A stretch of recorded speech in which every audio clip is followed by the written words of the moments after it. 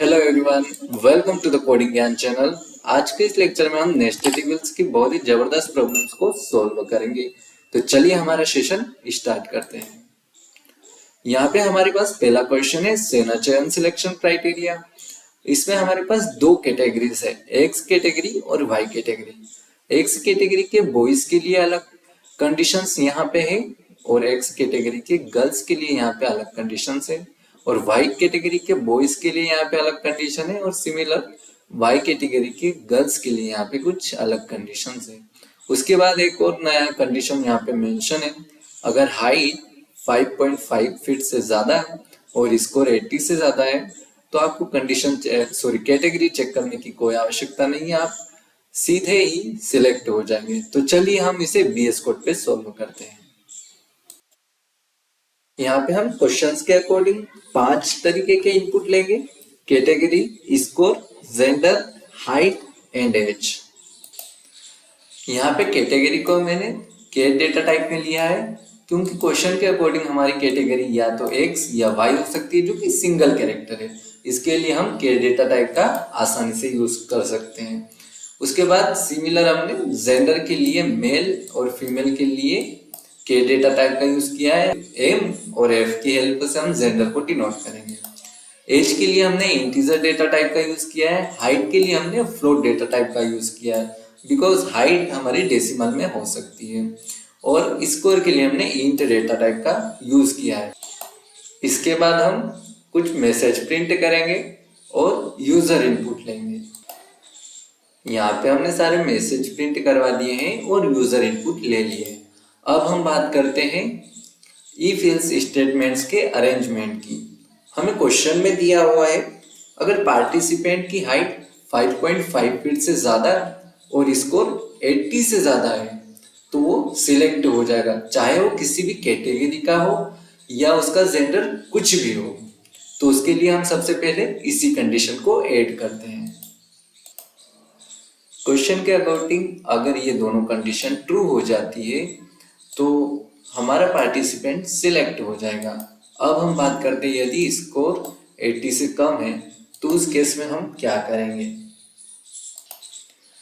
तो सबसे पहले हम यहाँ पे क्राइटेरियाज को कमेंट आउट कर लेते हैं ताकि हमें कंडीशन लिखने में आसानी रहे।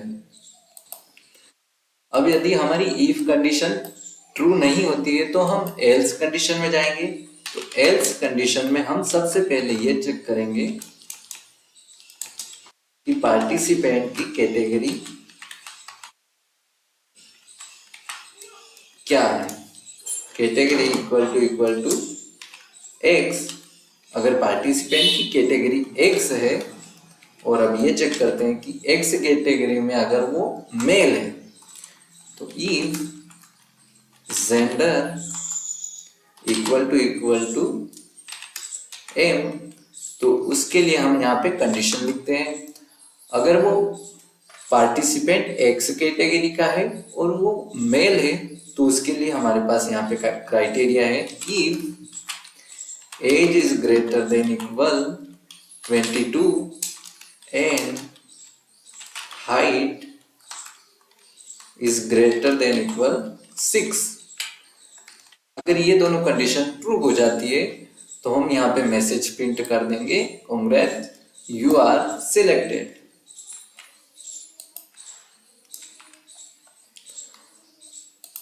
अगर पार्टिसिपेंट एक्स कैटेगरी का है और अगर वो मेल है उसके बाद अगर उसकी एज या हाइट इससे कम है तो वो एलिजिबल नहीं होगा। तो इसके लिए हम यहाँ पे एक मैसेज प्रिंट करेंगे if cout you are not selected. यहाँ पे एक लाइन ब्रेक लगा देंगे ताकि आउटपुट क्लियर दिखे।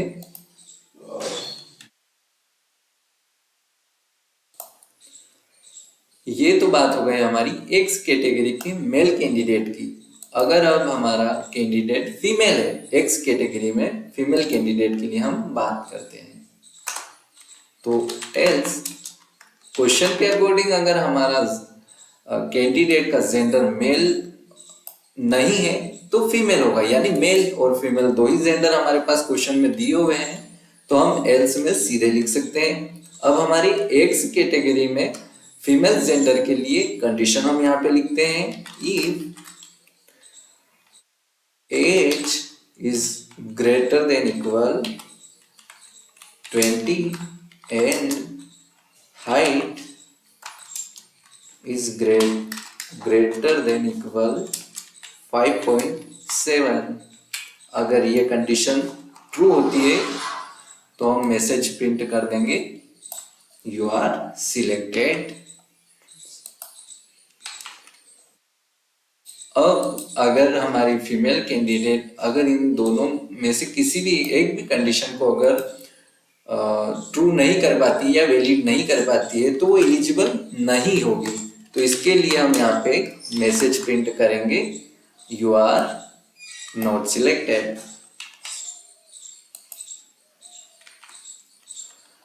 ये हमारे एक्स कैटेगरी के मेल कैंडिडेट के लिए हो गया और ये हमारे एक्स कैटेगरी के फीमेल कैंडिडेट के लिए हो गया। अब हम बात करते हैं कैटेगरी वाई के लिए। तो हम यहाँ पे इल्स में ही हम यहाँ पे अपनी कंडीशन लिख सकते हैं, क्योंकि इल्स के अंदर हमने पहले इफ कंडीशन के लिए चेक किया है जो कि यहाँ तक है। इसके बाद हम अब सीधे वाई कैटेगरी के लिए चेक कर सकते हैं, क्योंकि हमारे पास कैटेगरीज भी दो ही है। अगर एक्स कैटेगरी का कैंडिडेट हमारा नहीं है कि वो वाई का होगा, तो इसलिए हम एल्स में सीधे ही यहाँ पे कंडीशन चेक करते हैं कि if gender equal to M, अगर वाई कैटेगरी का मेल कैंडिडेट है तो उसके लिए हमारे पास क्राइटेरिया है age is greater than equal 21 and height is greater than 58। तो यहाँ पे हम चेक करेंगे if age is greater than equal 21 and height is greater than equal 5.8।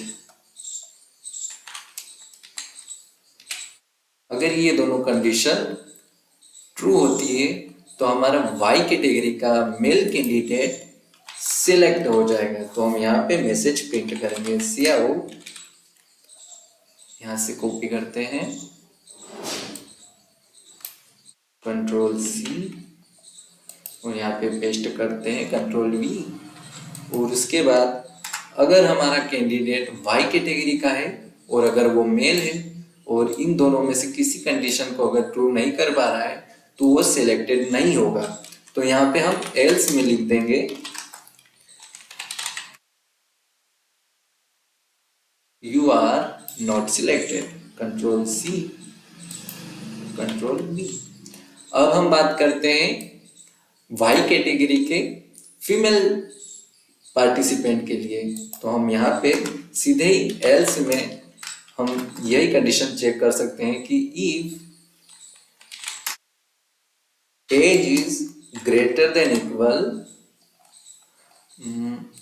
20 and height is greater than equal 5.5, 20 and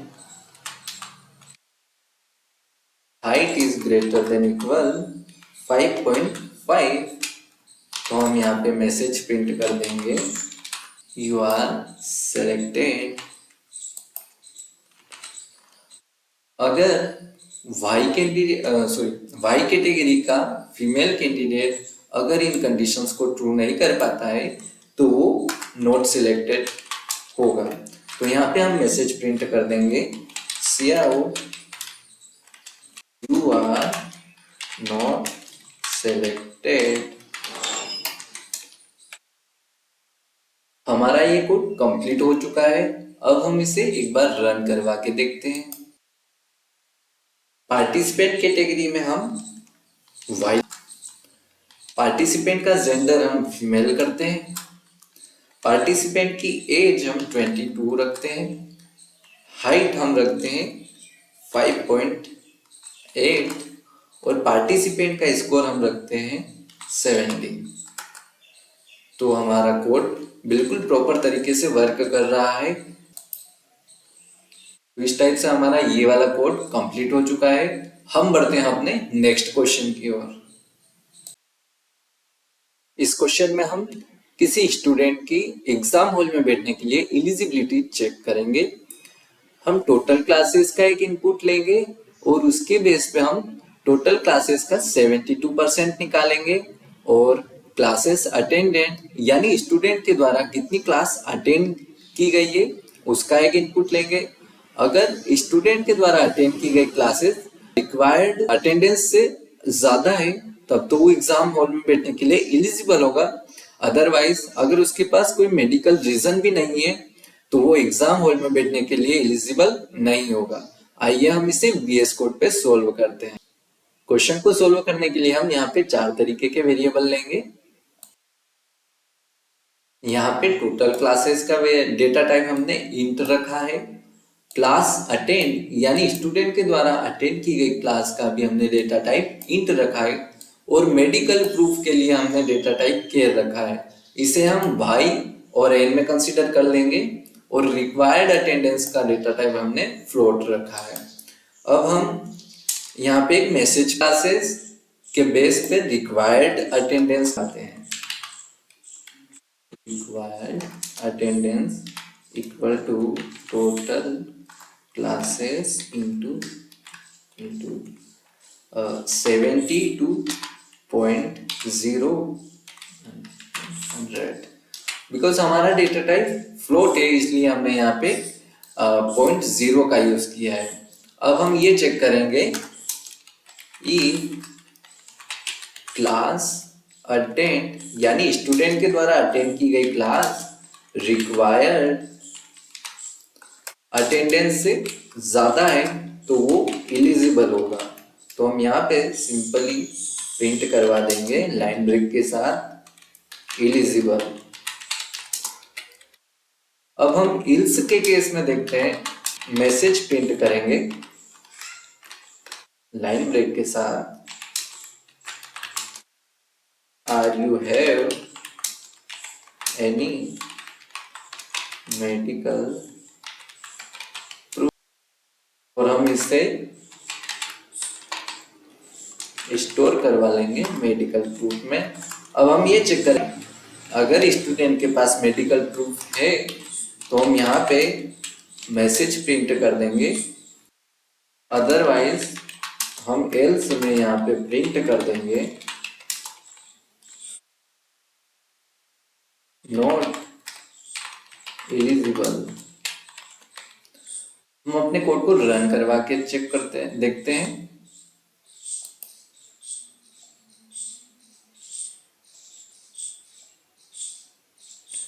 हम यहाँ पे total classes 100 लेके चल रहे हैं। स्टूडेंट के द्वारा अटेंड की गई क्लास को हम 55 कंसिडर कर रहे हैं। तो हम बताएंगे हमारे पास मेडिकल प्रूफ है या नहीं। तो नो, तो नॉट एलिजिबल। और एक और कंडीशन हम यहाँ पे रन करवा के देख लेते हैं।